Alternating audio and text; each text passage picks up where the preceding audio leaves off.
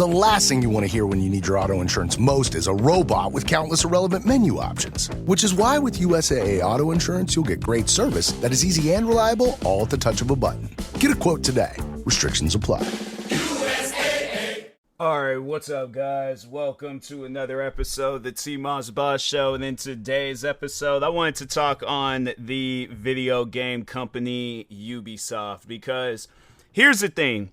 Recently I've been playing their new DLC for the game, The Division 2, and I haven't been enjoying it. So maybe I am speaking out of anger as I do this episode, but here's my problem though with Ubisoft.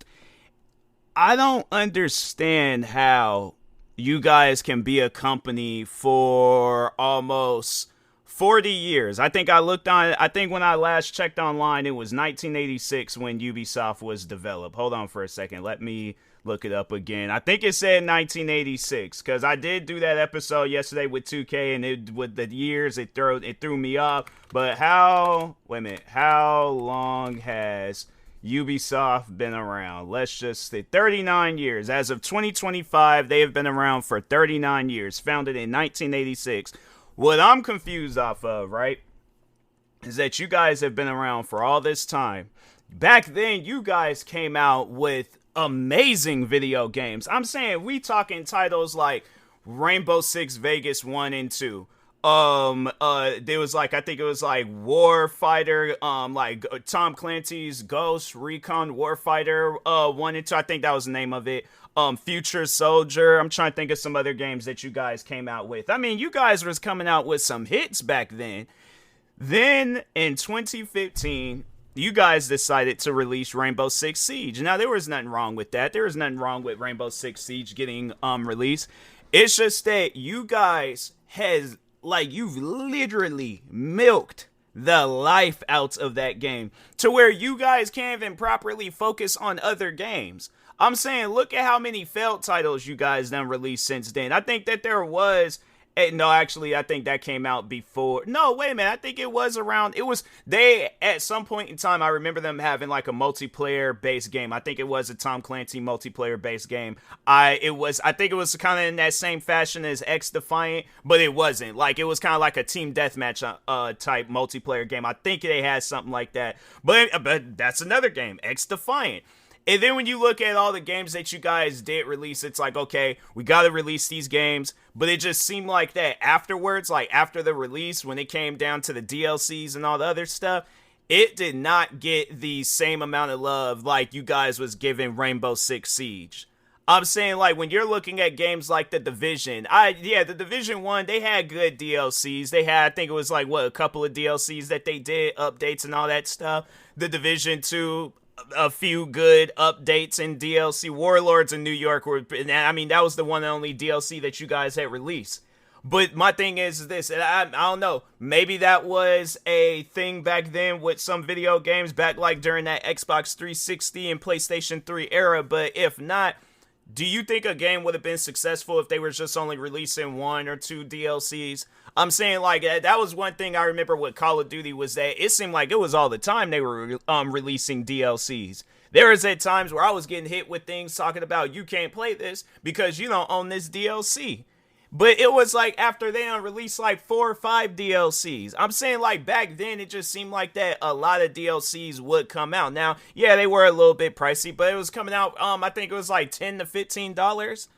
And yeah, maybe they might have not released so many DLCs, but it's my thing is this though. When they was releasing another game, they was focused on that game. They wasn't focused on the game that they came in. It seemed like that the game that popularized all of that was Grand Theft Auto 5. Where they were we're going to keep this game active for as long as possible. Yeah, we're going to release all these other games, but we ain't going to stop working on this game, our moneymaker. Rainbow Six Siege was your guys' moneymaker, but it's not your funnest game.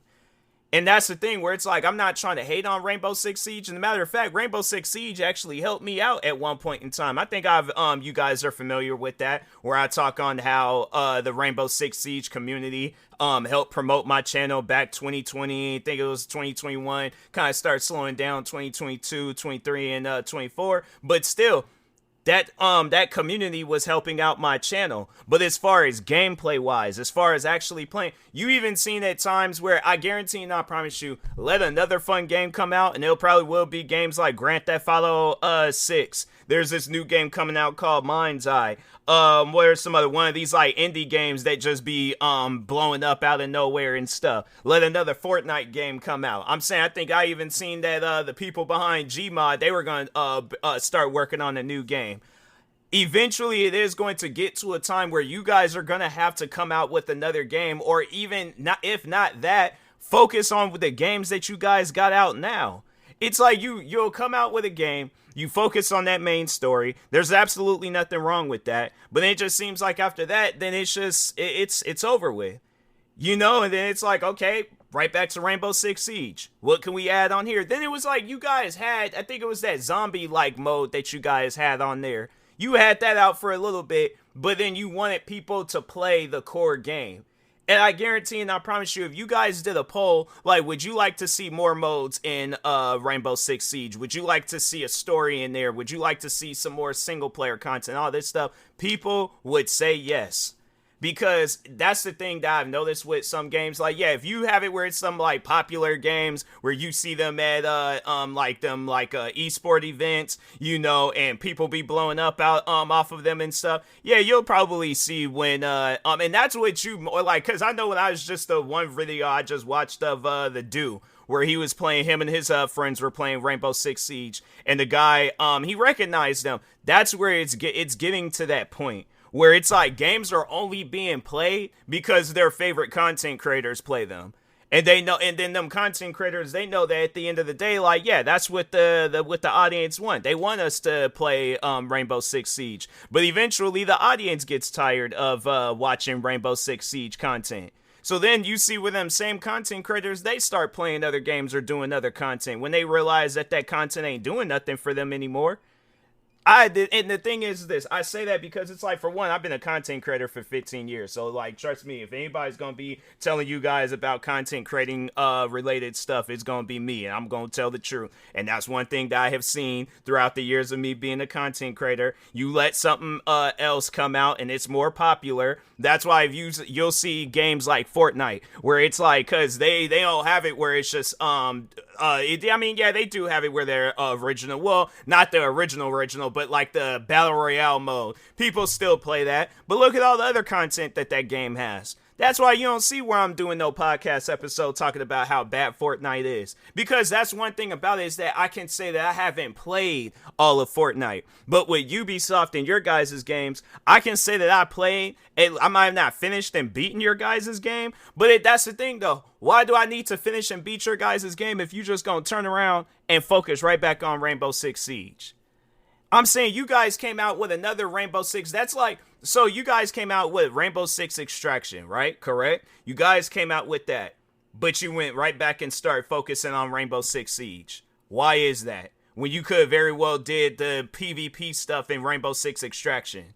That's what confused me so much, is that's like if Rockstar releases Grand Theft Auto 6, but they turn around and start working, doing updates and DLCs for Grand Theft Auto 5.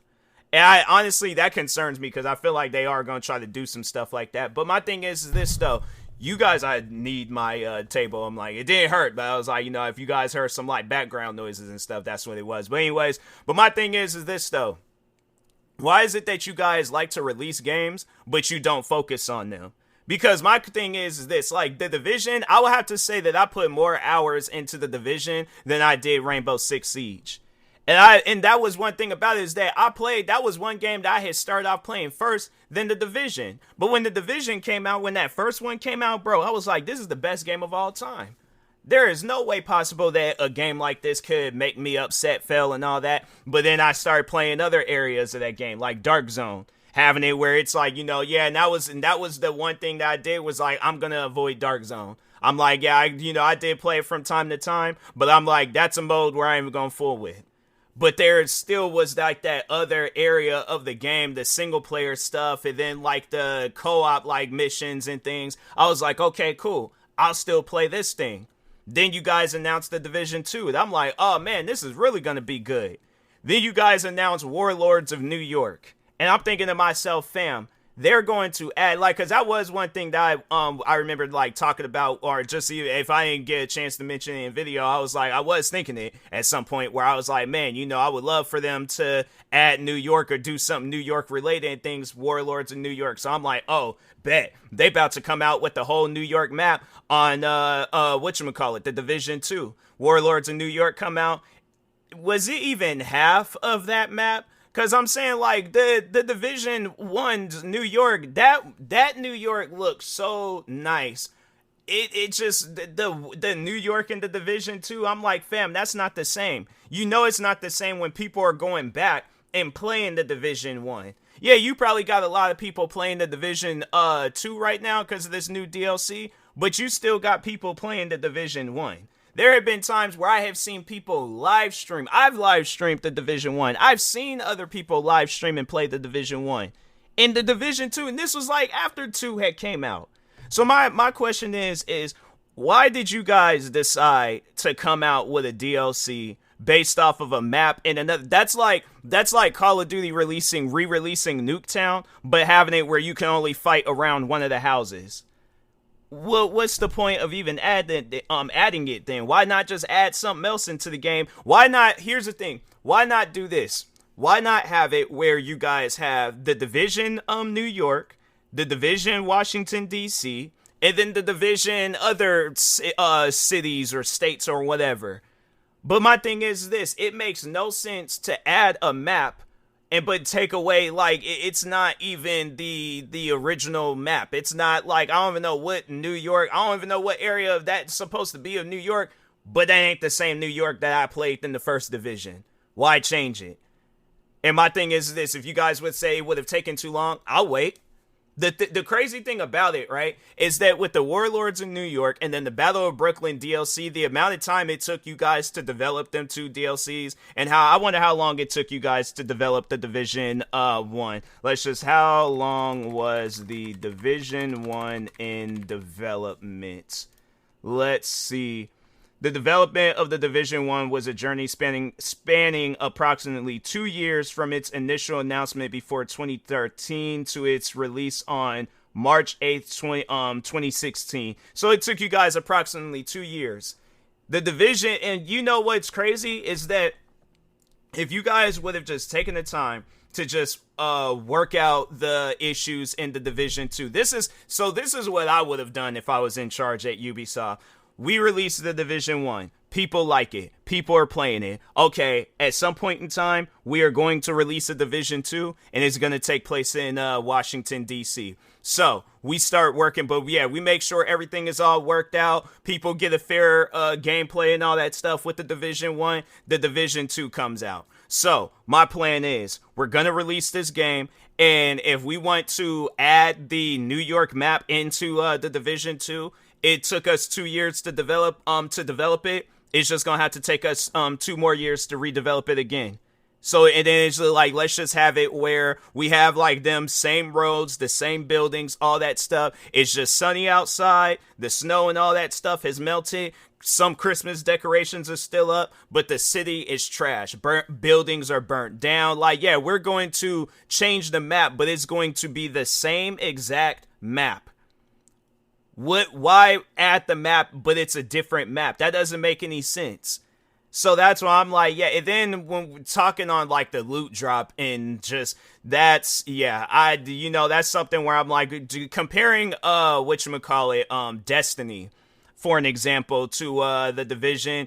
Like the loot drops in Destiny. So it was funny because there was a friend of mine that me and him, we used to play Destiny a lot. And so I remember there would be days like where we would just be like just late night gaming with Destiny.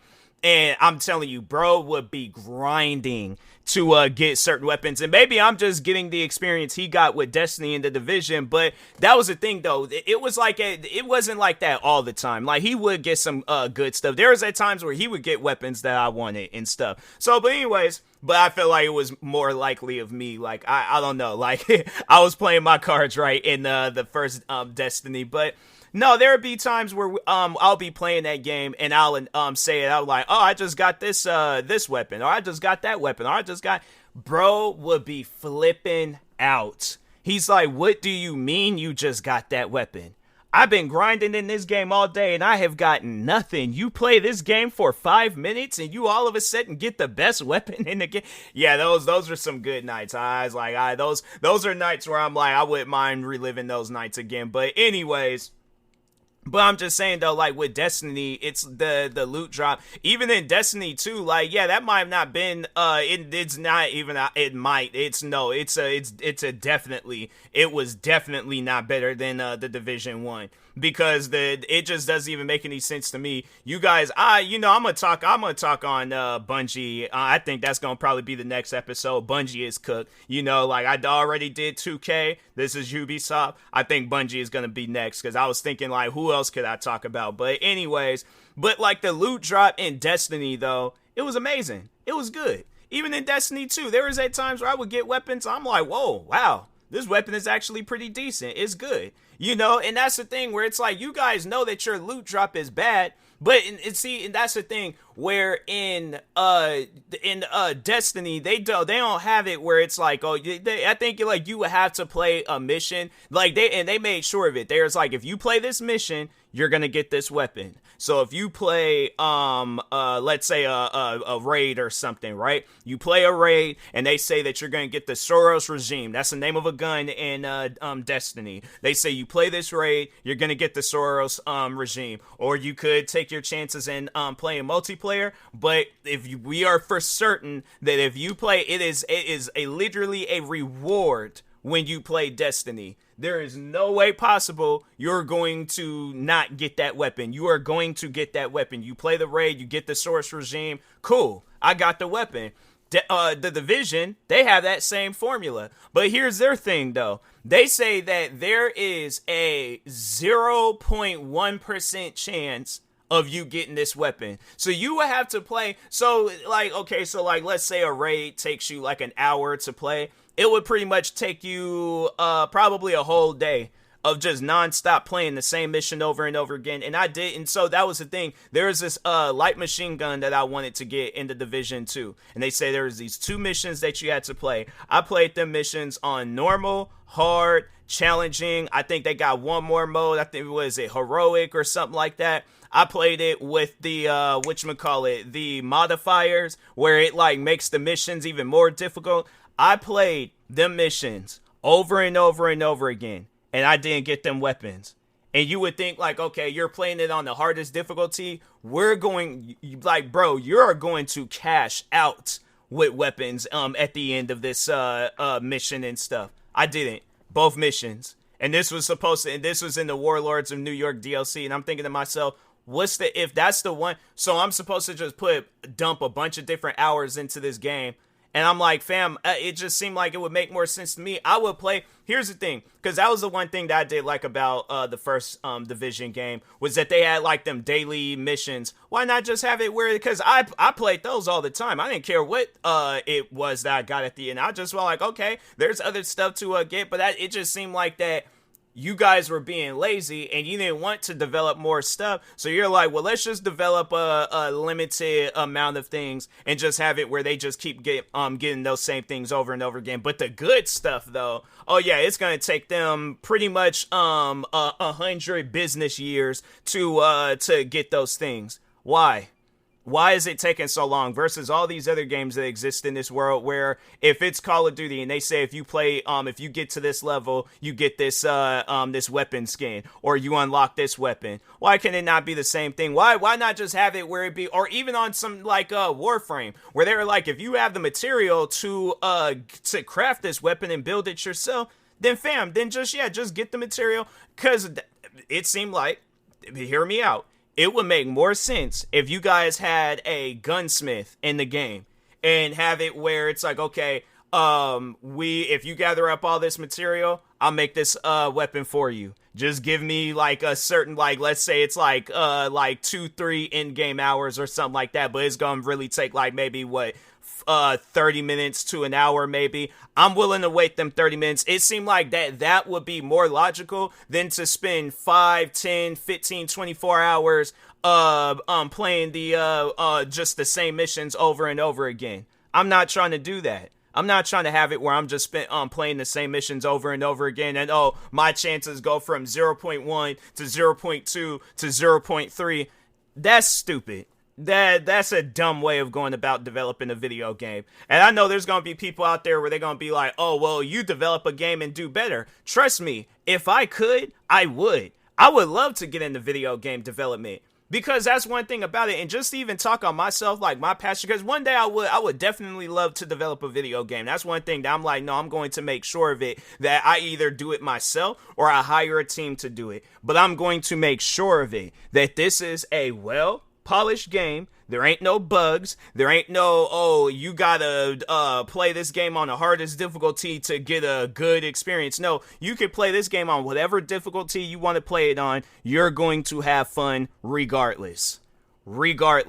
That's my goal when releasing a video game. This ain't gonna be no cash grab. This ain't gonna be no, oh, you gotta put dumb hours. The thing is this, the only reason why I would want you guys to dump hours into them games is because you're actually having fun with it. I want a game where like billions of moments can come out of it. Where it's like, if it's a racing game, then I'm like, okay, I'm gonna have it where there's a stunt mode in the game where you could do some old crazy. No, you can craft your the area that you want to do stunts in, and you could just do some old crazy stunts. Or if you're racing, I'm like, you want to create the fastest car in the world? Okay, then do that. I'm gonna give you the tools to do that. Or if it's a fighting game and it's like, oh, you want to do like this like backflip knockout or something, I'm like, okay, we're going to add that in the game. Or we're going to at least have it where I can give you the tools to where you can craft it yourself. But I want people to have fun with the game. I don't want people to play the game and just be like, fam, there's all these things missing. There's all these bugs that's in the game. Why is this game so expensive? Why do I gotta do this and buy this battle pass and do this? And I'm not trying to have that with no video. If we're creating a shooting game, I'm like, all right, you want to have like some moments where you feel like John Wick? Okay, cool. We gonna have that. We gonna have those moments where you feel like John Wick. You know, bump all that. Let's just create a whole environment, just a whole area based off of you doing some John Wick stuff. Multiple buildings, millions of enemies where you're just taking them out left and right, feeling like just like John Wick. But I want people to have fun with the game. I want the hours of being the game, the hours of actually playing it, not grinding because, oh, I'm trying to get the best of the best gear or do this or do. No, I want people to grind that game because they are having fun with it. But it just seems like with Ubisoft, if the only game that you gotta grind in is Rainbow Six Siege, they're not focused on any other games. Let's just see how many games they released since Rainbow Six Siege. Hold on for a second. Let me see their like list of games that they've released.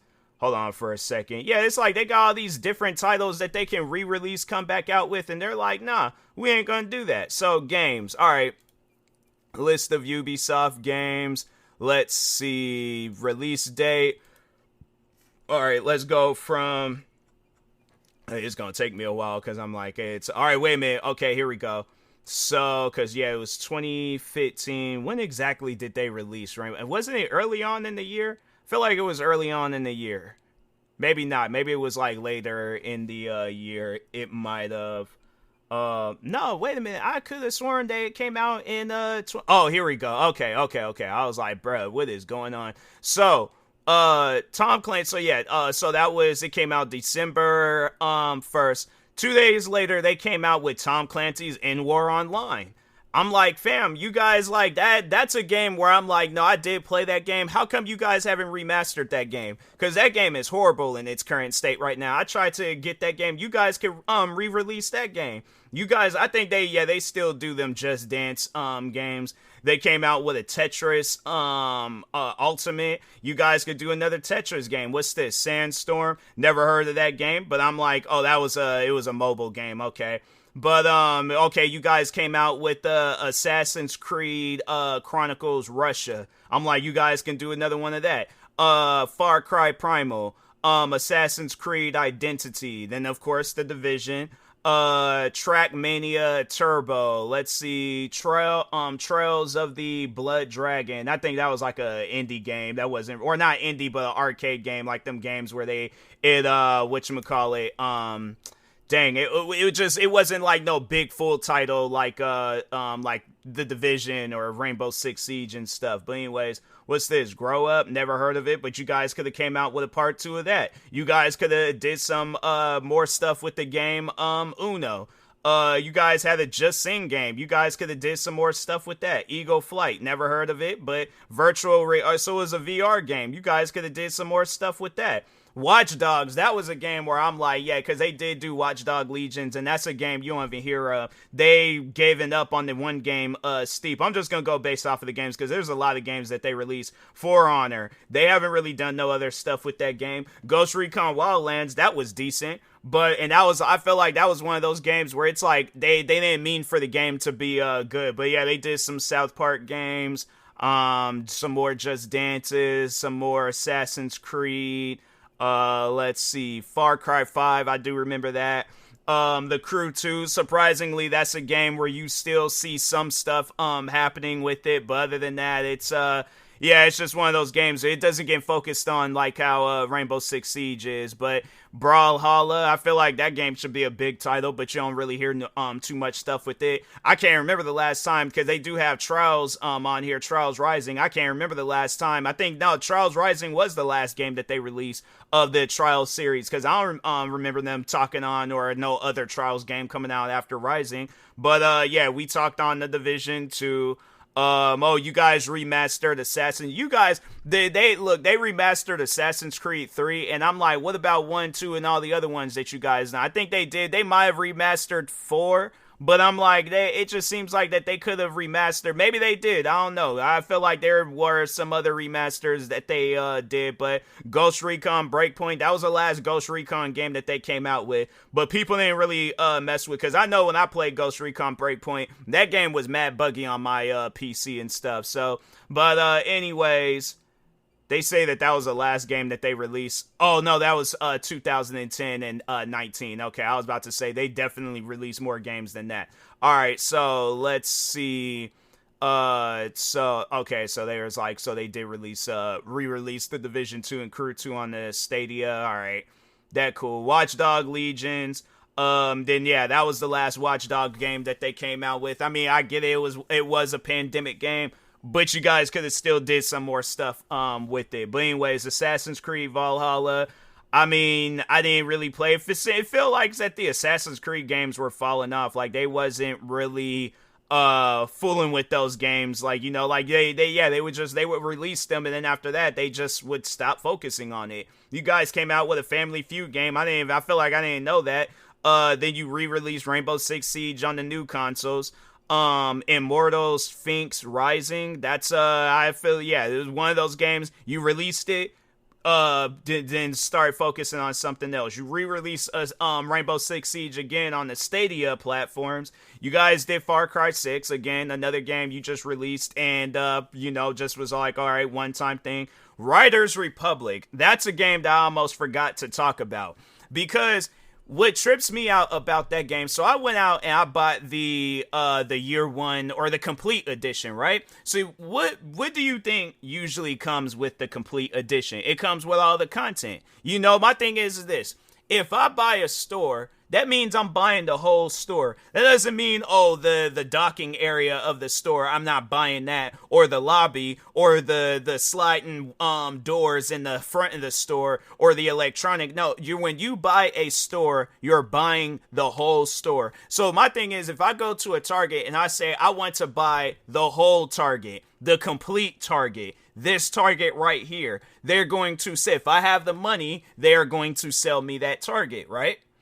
Why is it that with Riders Republic, they have you buy the complete edition, but it only has the year one content? Now, this game's been out for a few years. It wasn't like it was a game that's been out since last year. No, the game has a few years worth of content on it, but the complete edition only sells you year one. Why is that? Why is it that? And see, that's to me, I'm like, that's a scam, Ubisoft. Cause that's crazy to have it where it's like you go and you buy this complete edition, and to have it where it ain't even complete. So really, what? And you know what's crazy? They're gonna come out, this is the ultimate complete edition. That's gonna have all the content in it.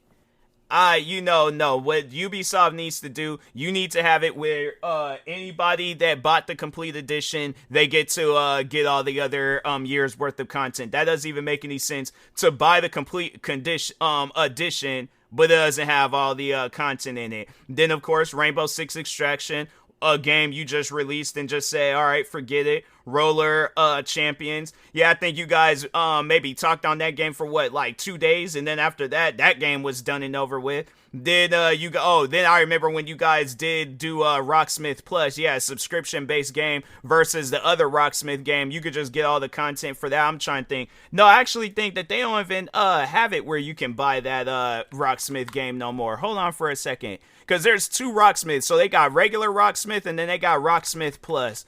Rocksmith.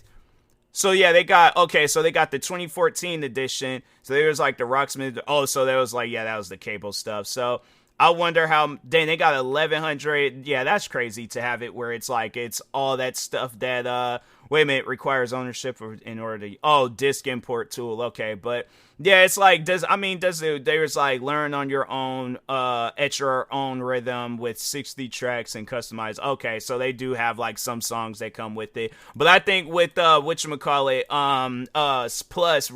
Plus, you have to subscribe, I guess, to get, and I don't know if it's like some subscription thing where you subscribe to them and then you get to play all the, music, for free, no extra cost, or it's like some subscription stuff where you subscribe to Rockstar Plus and then you gotta buy the songs. Hold on for a second. I want to see about that. I want to see about this Rockstar Plus. But I'm gonna open them up. I'm gonna talk about them in a moment. But let's just see all the other games. So Mario plus Rabbids. You guys did a Mario game developed by Ubisoft. Wow. All right. I didn't know that, but okay. Yeah, and they, you know what? That's a game where it's like they don't, and they probably don't even really talk on. Oh, it was a collaboration game.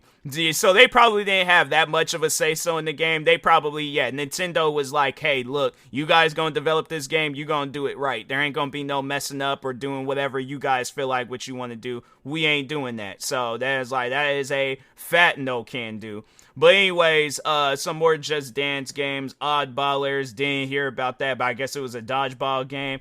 I feel like that would have been decent. The Settlers, Anno 1800. I'll see this game from time to time. Don't know about it, but I'm like, not gonna really fool around with it. Trackmania, I did play that game, and yeah, that's one of those games where it's like they give you like maybe 2, 3. They don't really give you a whole lot of tracks because it's one of those quote unquote free to play games. Here's the thing that trips me out though with free to play. They say that it's free to play, but the stuff isn't unlocked. So is it really free? When I think of free, I think of like, okay, Fortnite. That's a free-to-play game because, they don't have it where, the battle passes, some skins, sneakers, stuff like that. That stuff you got to pay for the cosmetics. I wouldn't mind if it was set up that way. But you have it set up where the game you claim is free-to-play, but you still got to pay for stuff in the game. It's not free-to-play. But anyways, it was like the Settlers. That was the same game. The Crew Motor Fest, surprisingly, that was a decent game. But it's one of those games where they started focusing on it, I think, once when people were like talking on Test Drive Unlimited Solar Crown, because I feel like around the same time when that game came out, then it kind of put some fear in Ubisoft, where they was like, okay, we got to do something with our game now. But anyways, Assassin's Creed Mirage, didn't really fool with that. Assassin's Creed Nexus, that was a VR game. Avatar Frontiers of Pandora, that game was kind of buggy. That was a game where I'm like, I wish that it was, they should have added was third person, and maybe had it where the game was a little bit more smoother with the movement. But it just seemed like at times it's using like 2005 video game movements, and I'm like, bro, what? You see all these other games where the movement and all this stuff, I mean, visually the game, you know what, on second thought, no, visually the game looked like you were just out in the middle of some like woods with some big giant trees. Like, at night, they had it where it was like, it did look decent, but during the day, it just looked like you was like out in the middle of a forest in California or something. Like, it didn't really, during the day, I don't know, maybe it was just the areas that I was in, maybe I gotta play the game a little bit more, but overall, I'm like, it just seemed like that it could have been slightly better. But Anyways, what else? Skull and Bones. Yeah, that's a game where it's like now you guys are focused on it. And that game, the development for that game, I tried playing it and getting with it. And recently I did get into it and stuff. But how they have it where you go about doing missions in that game, it was confusing at first. Like, that game, Skull and Bones, is pretty confusing. Like, you guys sit down and play that game in order to understand it, but it's not like there are other titles where it's like straight out the box. You know what to do. They might have you go through a small tutorial. Pretty much, it's like how they have you go about missions in like The Crew, Assassin's Creed, even Avatar. That's simple. Skull and Bones, bro. It's one of those games where it's like you got to like watch videos on other people playing the game or like read about some stuff, because Skull and Bones, it was confusing at first. But anyways, X Defiant, that was a game that they gave up on. What is this? Beyond Good and Evil. Oh, there was like a remaster game, so it was like a 20th year thing. Star Wars Outlaws, I feel like that's a game you guys was like, okay, let's just release it, get it over with. Some more Just Dance games. Anno 117, PAX Romana, I don't know. But anyways, Assassin's Creed. Oh, there's like, so you guys are, so there still are some other games that you plan on coming out with this year.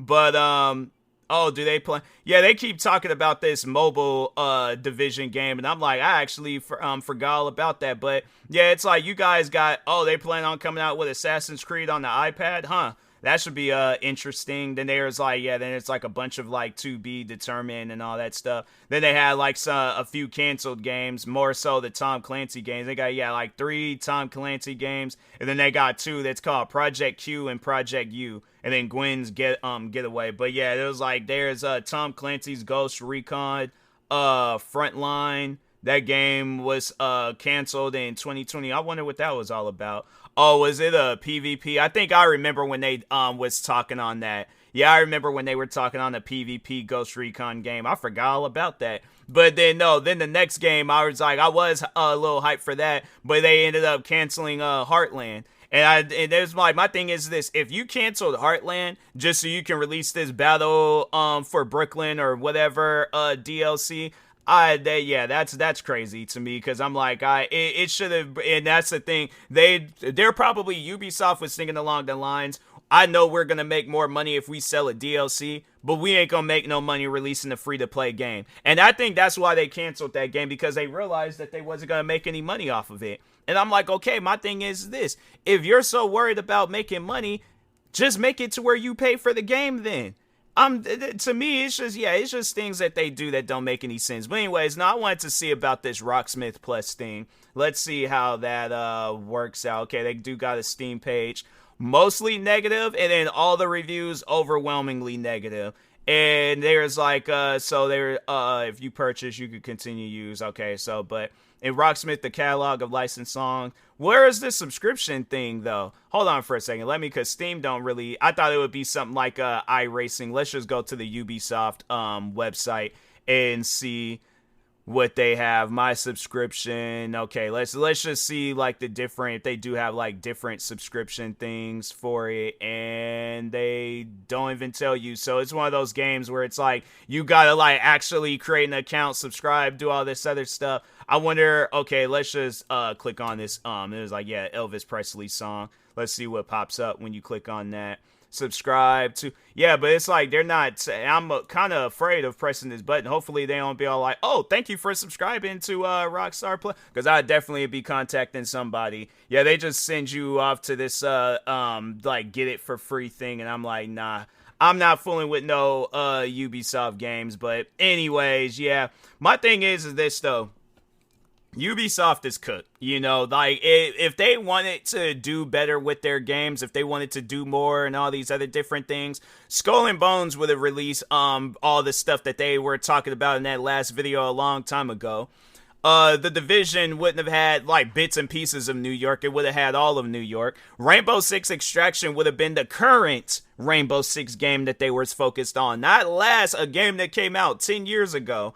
And what else? And yeah, there wouldn't be no canceled games with Ubisoft. Like, even though they didn't cancel it, but they was like they pretty much given up on the game, X Defiant. But that game might as well be put in the canceled category and stuff. But yeah, it's like you guys, like, the thing is this: you can't blame the fans and say that we failed you guys. Like, oh, it didn't meet our expectations, and so therefore we gone. No, you failed the fans.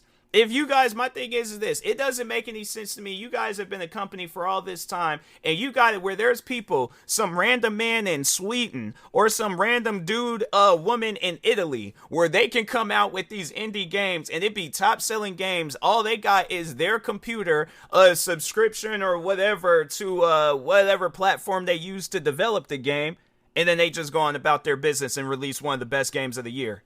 How is it that you guys got more money than these random people across the world that's like indie developers? They can come out with a top-selling game. You guys should be coming out with blockbuster games. You guys should be coming out with games where there are people that are not even gamers that they're playing your guys' game.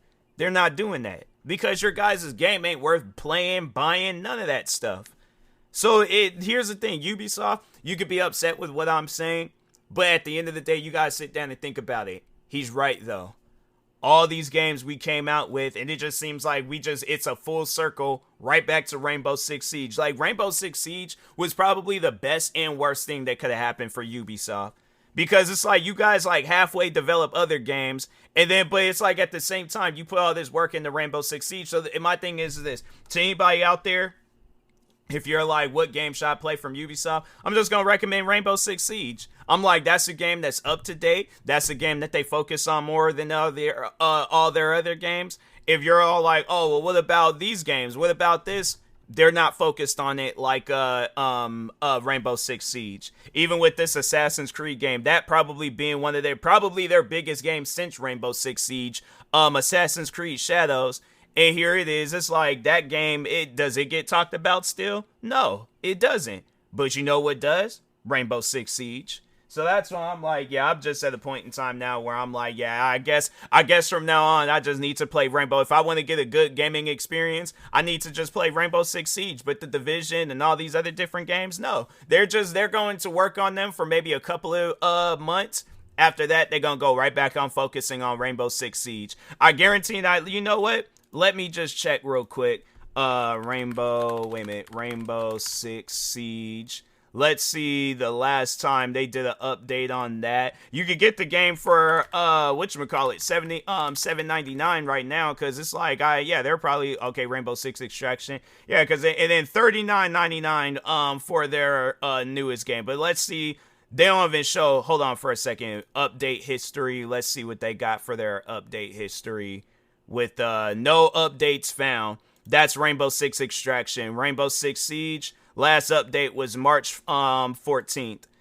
Wait a minute, that was the discussions thing. No, I wanted to click on the update tab, view update history. Because sometimes they say March 14th, but they might release like some patch up. Oh no, yeah, it was March 14th. A game that came out in 2015, and Rainbow Six Extraction came out in 2023. And I know people will probably be looking like, well, what game, and my thing is this, a person on the outside looking in, what game do you think that Ubisoft would be working on between the both, games? You got one game that came out after the other, so you would think they would be working on that. No, they're not. They're working on Rainbow Six Siege.